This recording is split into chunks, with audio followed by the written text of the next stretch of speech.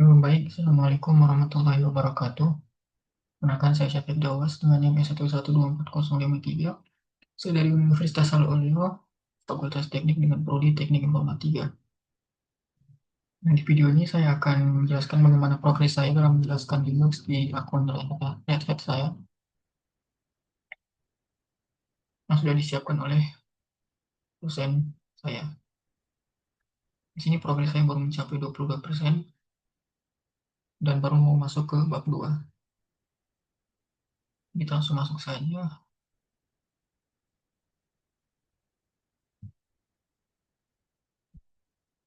Oke, di sini daftar isinya. Progresnya cuma baru sampai selesai bab 1, sampai ringkasannya saja. Di sini ada kursus. Pertama kita mulai dari introduction-nya dulu. Nah, di sini kita memulai dasar-dasar Linux, di mana itu merupakan pengantar yang ditujukan bagi pengguna dan pengembang untuk menyesuaikan diri dengan desktop, Red Hat Enterprise, Linux, dan antarmuka baris perintah. Di mana tujuan kursus ini untuk mempersiapkan kandidat untuk adopsi Red Hat Enterprise Linux 9, kemudian audiensnya untuk perorangan yang baru mengenal Red Hat Enterprise Linux, yang berencana mengakses sistem Linux untuk pekerjaan masa depan ataupun tugas kuliah mereka. Kemudian ada pula persyaratannya di sini. eh,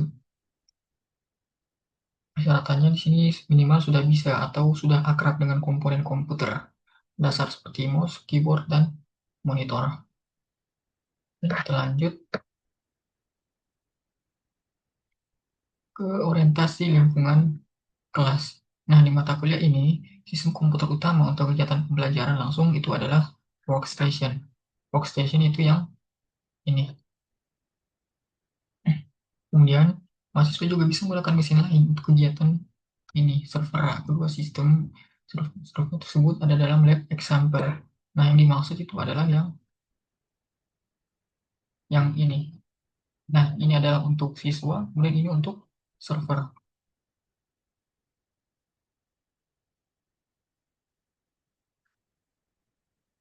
Nah, semua siswa yang memiliki siswa akun pengguna standar student itu menggunakan kata sandi student.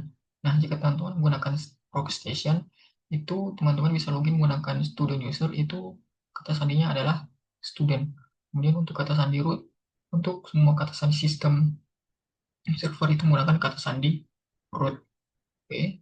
Kemudian fungsi utama mesin ini, base station, itu adalah untuk sebagai router antara jaringan yang menghubungkan mesin-mesin siswa dan jaringan kelas. Jadi jika base mesin mati, mesin-mesin siswa lain hanya dapat mengakses sistem yang berada dalam jaringan siswa masing-masing. Beberapa sistem di ruang kelas itu menyediakan layanan pendukung, berupa server, konten example, dan material example. Juga merupakan sumber perangkat lunak dan materi laboratorium dalam kegiatan praktikum. Nah, informasi tentang cara menggunakan server ini juga tersedia dalam interaksi untuk kegiatan tersebut, di mana workstation mesin virtual menyediakan kegiatan ini. Baik classroom dan base station harus selalu berjalan agar lingkungan laboratorium dapat digunakan dengan baik. Nah, di sini ada bagaimana cara menjelaskan sistem kamu, di mana kita ditugaskan untuk menggunakan komputer jarak jauh di ruang kelas atau online learning atau kursus mandiri diakses melalui aplikasi web yang dihosting oleh redhat.com. Masuk ke situs ini dengan kredensial pengguna portal pelanggan Red Hat Anda. Nah, sini saya masuk dahulu.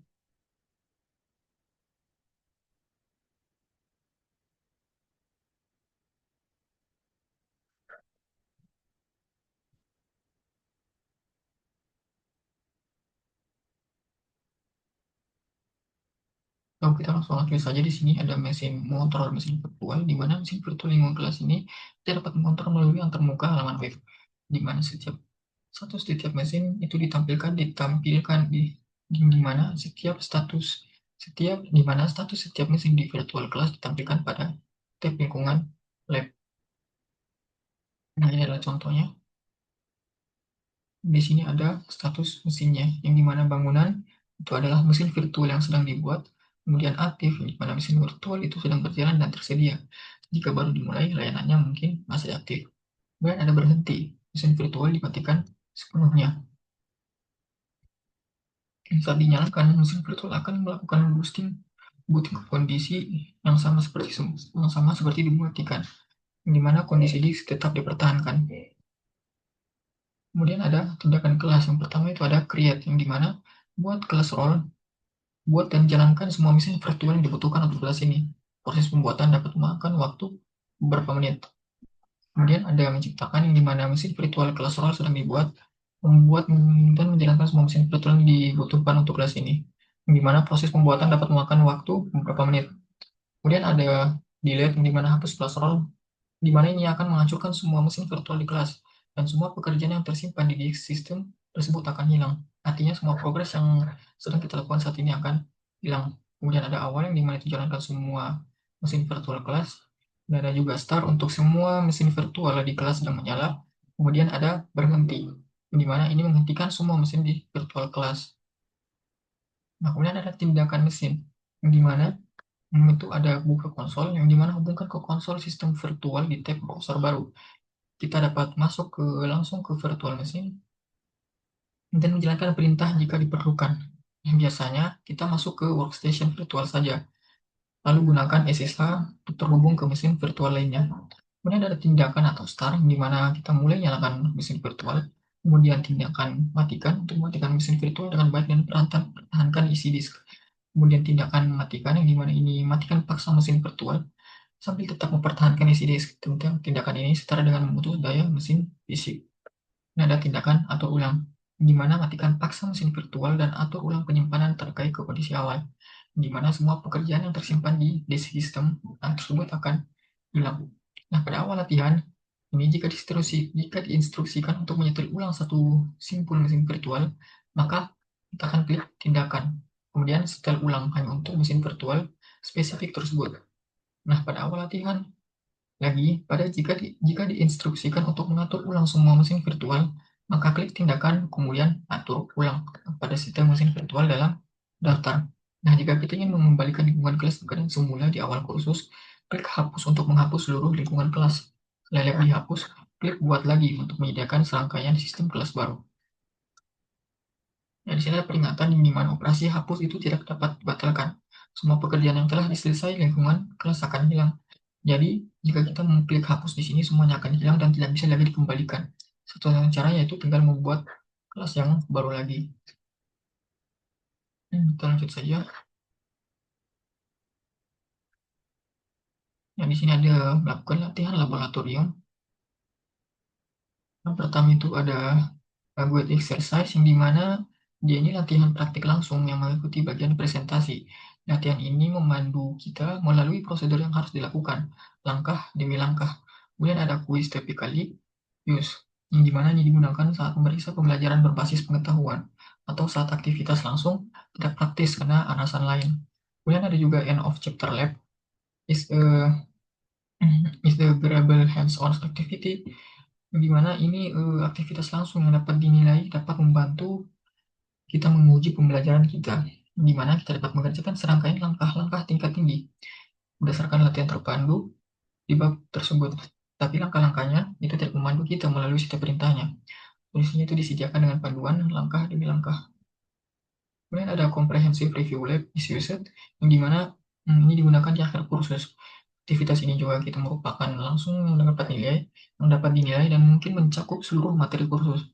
Kita juga mengerjakan spesifikasi tentang apa yang harus dicapai dalam aktivitas tersebut, tanpa menerima langkah-langkah spesifik untuk melakukannya lagi. Nah, di sini ada penekanan, yang dimana sekali lagi solusi diberikan dengan panduan langkah demi langkah yang memenuhi spesifikasi. Untuk mempersiapkan lingkungan lab kita yang di awal setiap aktif, jalankan lab start perintah dengan aktivitas yang ditentukan dalam instruksi aktivitas. Demikian pula, di akhir setiap aktivitas praktik, jalankan perintah lab finish dengan aktivitas yang sama untuk membersihkan setelah aktivitas. Kemudian, setiap aktivitas praktik memiliki nama yang unik dalam mata kuliah.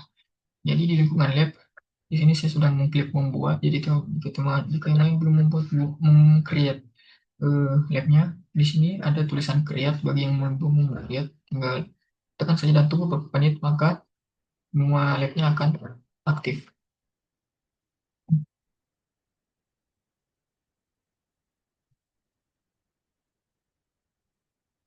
Nah, itu tindakan itu adalah pilihan start, grade, atau finish. Semua latihan itu mendukung start dan finish, hanya akhir dan bab tinjauan komprehensif yang mendukung grade.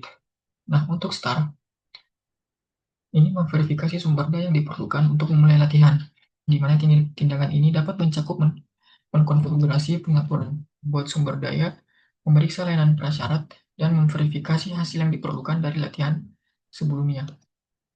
Kita dapat juga melakukan latihan kapan saja, bahkan tanpa latihan yang sebelumnya. Nah, grade itu untuk aktivitas yang dapat dinilai. Grade itu mengarahkan perintah untuk mengevaluasi pekerjaan kita dan menampilkan daftar kriteria penilaian dengan status pas atau fail untuk masing-masing kriteria. Untuk mencapai pas status untuk semua kriteria, perbaiki kegagalan dan jalankan kembali grade tindakan tersebut. Kemudian ada finishing di mana ini untuk membersihkan sumber daya yang dikonfigurasi selama latihan. Kita juga dapat melakukan latihan sebanyak yang kita inginkan. Nah, perintah lab ini mendukung penyelesaian tab, misalnya untuk menampilkan semua latihan yang kita mulai. Masukkan lab start dan tekan tombol tab 2 kali. Nah, di sini kita masuk bab 1, di mana ini ada distribusi Linux yang tujuannya untuk mendefinisikan Linux sebagai kernel dan sistem operasi.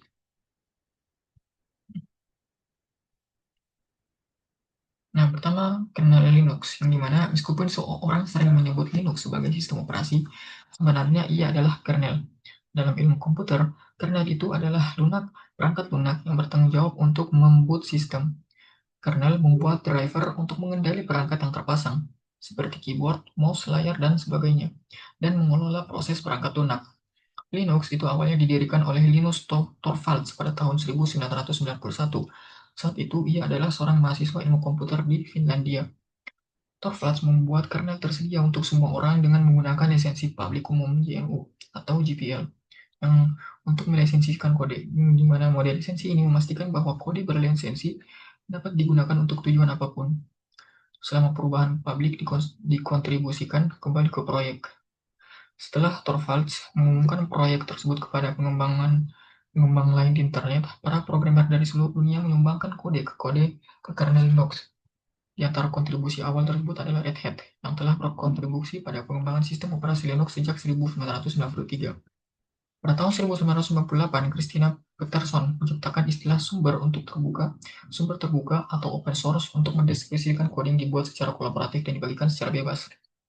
Artinya semua orang dapat menggunakan tanpa keterbatasan apapun. Di mana Linux juga mendapatkan popularitas di kalangan pengembang karena semua kodenya tersedia untuk dipelajari, dimodifikasi, dan dibagikan. Linux diadopsi oleh administrator sistem di seluruh dunia. Kernel Linux yang dikombinasikan dengan aplikasi yang ditulis oleh proyek GNU, not Unix, mirip dengan sistem operasi server Unix yang ada, tetapi berjalan pada perangkat keras komoditas.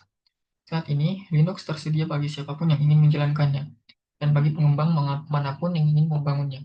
Linux umum digunakan di server, cloud, desktop, dan laptop, serta perangkat konsumen seperti Android, Chromebook, dan Steam Deck. Kemudian ada tujuan kernel. Ketika kita menyalakan komputer, sebuah chip pada motherboard yang dimuat firmware mencari hard drive yang berisi aplikasi yang disebut bootloader adalah perangkat lunak yang membuat si kode sistem operasi ke dalam memori untuk dieksekusi. Setelah komputer menemukan bootloader mengambil alih proses boot dan menemukan kernel. Kernel dimuat ke dalam memori, berisi perangkat keras dan membuat drive yang sesuai untuk perangkat keras komputer yang terdeteksi. Service Manager diluncurkan dan menyediakan jaringan, grafik, suara layar login, dan sebagainya. Setelah proses booting selesai, kernel akan tetap berjalan di latar belakang. Tapi kita akan diminta masuk agar dapat membuka antarmuka ke aplikasi di komputer. Di Linux itu kita dapat memiliki akses ke dua antarmuka, yaitu antarmuka pengguna grafis atau GUI, yang dimana itu adalah antarmuka tunjuk dan klik di mana data direpresentasikan oleh icon dan tampilan visual. Shell terkadang juga disebut sebagai terminal atau konsol, adalah perintah teks yang memungkinkan kita mengetik dan menjalankan perintah. Banyak pengguna Linux yang sering menggunakan kedua antarmuka tersebut. GUI menyediakan konvensi umum desktop, seperti icon untuk berkas dan folder, menu, dan sebagainya. Kemudian ada shell efisien dapat diprogram dan lebih cepat daripada menggunakan GUI melalui jaringan, yang dimana kondisi ini mengerjakan keduanya. Kemudian ada tinjauan umum distribusi Linux, di mana individu dan perusahaan membangun Linux dari komponen-komponennya dan kemudian mendistribusikannya secara daring agar dapat digunakan oleh orang lain. Ketika kita mengunduh Linux sebagai sistem operasi, kita mengunduh distribusi dari Linux atau hmm,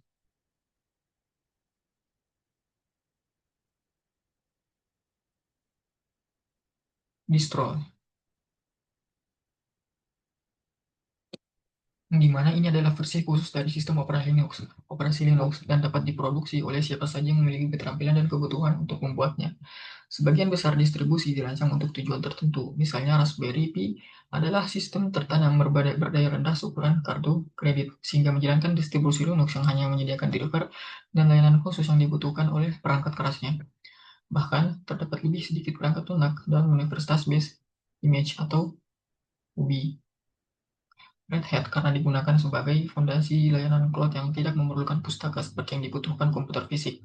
Sebaliknya, distribusi Fedora itu berisi driver untuk perangkat keras konsumen terbaru guna untuk memastikan printer, kartu suara, kartu grafis, webcam, dan peripheral lain yang berfungsi sebagaimana mestinya. Nah, distribusi Linux yang paling menonjol cenderung diproduksi secara konsisten dan andal. Beberapa distribusi didukung oleh perusahaan seperti Red Hat, sementara yang lain merupakan upaya sukarela. Distribusi Linux yang populer mencakup proyek-proyek berikut. Yang pertama itu Red Hat Enterprise Linux atau RHL adalah distribusi populer di server dan cloud, di mana ini berfokus pada stabilitas dan dukungan jangka panjang dan dikembangkan oleh Red Hat. Kemudian ada CentOS, di mana ini adalah platform pengembangan untuk Red Hat Enterprise Linux. CentOS juga itu dikembangkan oleh Red Hat dan para sukarelawan. Kemudian ada Fedora, yang dimana ini berfokus pada jadwal rilis yang cepat agar dapat menyediakan fitur-fitur terbaru. Fedora juga digunakan sebagai fondasi untuk CentOS dan RHL. Fedora itu juga dikembangkan oleh para sukarelawan yang didukung oleh Red Hat. Kemudian yang terakhir itu ada Debian, yang dimana ini adalah proyek sukarela yang berfokus pada stabilitas dan dukungan jangka panjang. Ada banyak distribusi turunan Debian. Pindah-pindah distribusi Linux itu seperti membeli ponsel baru. Konsep dasarnya memang beda, tapi kita mungkin perlu mempelajari aplikasi mana yang harus digunakan untuk memasang aplikasi, letak tombol untuk bergabung ke jaringan, cara mengubah pengaturan tertentu, atau cara keluar dari sistem. Kursus ini akan membantu kita mengenal teknologi Linux yang umum digunakan di berbagai sistem Linux, baik menggunakan Linux di laptop maupun sebagai kontainer yang berjalan di cluster OpenShift di cloud. Kita juga akan mempelajari cara berinteraksi dengan desktop serta perintah-perintah penting yang mungkin kita perlukan untuk bekerja sama secara efisien di terminal Linux. Kemudian di sini ada mengidentifikasi distribusi Linux suatu sistem, yang dimana kursus ini berbasis sistem Red Hat Enterprise Linux. Seperti banyak distribusi lainnya, Red Hat Enterprise Linux menggunakan desktop Genome sebagai GUI-nya. Karena distribusi menggunakan begitu banyak komponen umum, distribusi yang kita gunakan itu tidak selalu jelas. Kita juga dapat mengidentifikasi distribusi sistem Linux dengan berbagai cara. Misalnya, kita dapat melihat informasi sistem dari aplikasi penguturan di GUI. Informasi ini mencakup memori, prosesor, penyimpanan, dan properti sistem lainnya. Untuk mengakses informasi sistem, setelah kita masuk ke sistem, klik aktivitas di pojok kiri atas desktop. Kemudian klik di kolom pencarian settings dan klik hasilnya. Atau tekan enter pada papan ketik. Di jendela pengaturan, bulir ke bawah daftar panel kiri dan klik tentang. Kita dapat memverifikasi nama distribusi beserta versi sistemnya operasi di kotak nama OS. Kita langsung saja praktikkan. Di sini ada latihan terpadu distribusi Linux, yang dimana tujuannya untuk meluncurkan panel kontrol pengaturan sistem untuk desktop Genome. Kemudian untuk identifikasi distribusi Linux yang berjalan pada sistem Anda.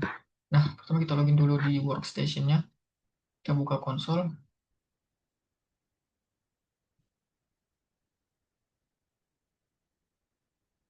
Nah, jika teman-teman belum login seperti yang sudah dijelaskan tadi, teman-teman juga bisa login kembali menggunakan student user dengan kata sandi student.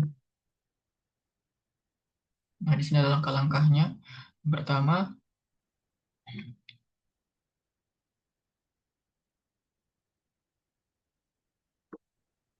klik aktivitas di pojok kiri atau tekan tombol super, tombol berlogo Windows atau komen di Mac. Maksudnya yang ini ditekan. Nah, kemudian di kolom pencarian, ketik settings, klik pengaturan, atau tekan enter pada papan ketiknya. Jadi kita cari settings, dan kita buka. Oke.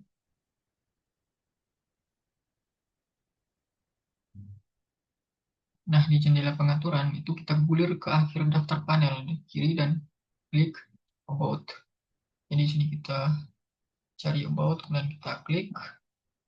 Nah, dia Nah, di panel tentang yang muncul di sebelah kanan, itu tinjau kolom nama OS-nya dan pastikan kolom tersebut mencantumkan Red Hat Enterprise Linux.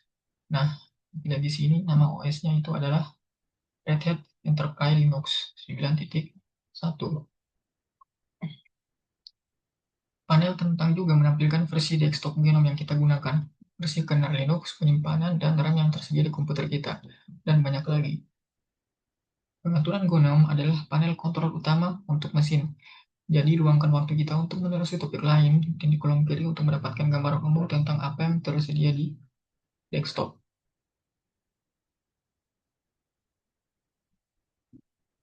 Nah, kemudian di sini ada juga kuis pengantar Linux, di mana di sini kita disuruh menjawab pilihan-pilihan dan menjawab dari pilihan-pilihan ini yang dimana nomor pertama itu Linux tersedia secara bebas di bawah lisensi sumber daya terbuka yang mana? Nah, jawabannya itu lisensi publik umum atau JNU. Ini nomor 2, untuk kumpulan aplikasi awal untuk Linux disediakan oleh proyek apa? Yaitu proyek GNU. Kemudian nomor 3, yaitu kernel bertanggung jawab untuk apa? Yaitu membuat driver untuk perangkat yang terpasang. Kemudian apa itu terminal? Terminal itu adalah antarmuka teks yang dapat kita gunakan untuk mengeluarkan perintah ke komputer. Kemudian terakhir itu distribusi mana yang berbasis Fedora. Itu adalah Red Hat Enterprise Linux. Kemudian CentOS dan juga Debian. Nah, di sini saya menjawab Red Hat Enterprise Linux saja. Jadi kita mengatur ulang, kita jawab Debian, kemudian Red Hat, kemudian CentOS. Nah, berarti Debian tidak termasuk. Jawaban yang termasuk cuma Red Hat Enterprise Linux dan CentOS. Jawabannya itu CentOS dan Enterprise Linux. Oke. Kemudian ada rangkuman atau ringkasan yang dimana poin pertama itu Linux adalah proyek sumber terbuka atau open source yang berarti kodenya tersedia untuk dipelajari, dimodifikasi, dan dibagikan. Kemudian juga banyak digunakan dalam infrastruktur cloud, desktop, dan laptop, serta perangkat konsumen. Kita juga dapat berinteraksi dengan sistem Linux menggunakan terminal bash atau perintah. Kemudian distribusi Linux juga dibuat untuk tujuan tertentu, namun mempelajari satu distribusi dapat membantu kita merasa lebih nyaman menggunakan distribusi apapun. Kemudian yang terakhir, Red Hat Enterprise Linux juga adalah sistem operasi yang stabil dan memiliki dukungan jangka panjang yang dikembangkan oleh Red Hat. Itu saja akhir dari bab 1 dan sampai sini saja progres saya. Assalamualaikum warahmatullahi wabarakatuh.